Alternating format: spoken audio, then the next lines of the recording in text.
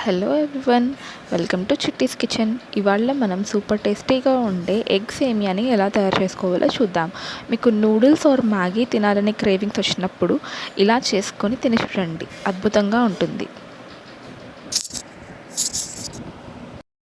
First సేమియాని ఉడికించుకుందాం. దానికోసం ముందుగా ఒక ప్యాన్లో కొంచెం ఆయిల్ తీసుకొని సేమియా వేసి ఫ్రై చేసుకున్న తర్వాత గోల్డెన్ బ్రౌన్ రాగానే 1 కప్ సేమియాకి 2 కప్స్ వాటర్ వేసి అందులో కాస్త సాల్ట్ వేసి ఉడికించుకోవాలి.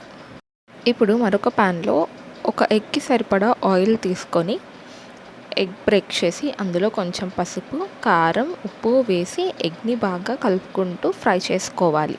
ఎగ్ ఫ్రై అయిన తరువాత ఆ ఫ్రైడ్ ఎగ్ని పక్కకి తీసి ఒక బౌల్లో పెట్టుకోవాలి. ఇప్పుడు అదే బౌల్లో ఒక హాఫ్ స్పూన్ ఆయిల్ వేసి ఉల్లిపాయలు వేసుకొని ఫ్రై చేసుకోవాలి. ఉల్లిపాయలు కాస్త ఫ్రై అవుతుండగా కరివేపాకు, పచ్చిమిర్చి వేసి సాట్ చేసుకోవాలి. ఇవి ఫ్రై అయిన తరువాత క్యారెట్, క్యాబేజ్ వేసుకొని ఫ్రై చేసుకోవాలి. మీ దగ్గర ఇంకేమన్నా వెజిటబుల్స్ ఉంటే లైక్ క్యాప్సికమ్ లాంటివి కూడా వేసుకోవచ్చు. ఇవి హై ఫ్లేమ్లోనే టాస్ చేసుకోవాలి. అండ్ అవి కొంచెం కలర్ మారగానే ఒక చిన్న టొమాటో పీసెస్గా చేసి వేసుకొని హై ఫ్లేమ్లో సాట్ చేసుకోవాలి. హై ఫ్లేమ్లో ఎందుకు సాట్ చేసుకోవాలి అంటే లో ఫ్లేమ్లో పెడితే ఇవి అన్నీ మెత్తగా అయిపోతాయి. బట్ మనకి నూడిల్స్లో క్రంచీగా ఉంటేనే బాగుంటుంది.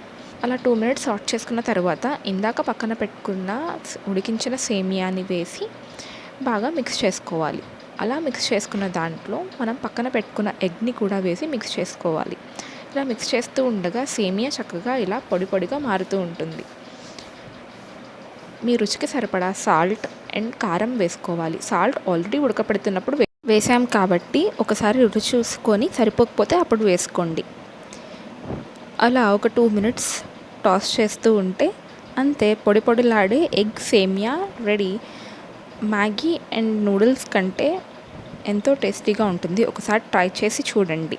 యమ్మీ ఎగ్ సేమియా. Please like, share and subscribe.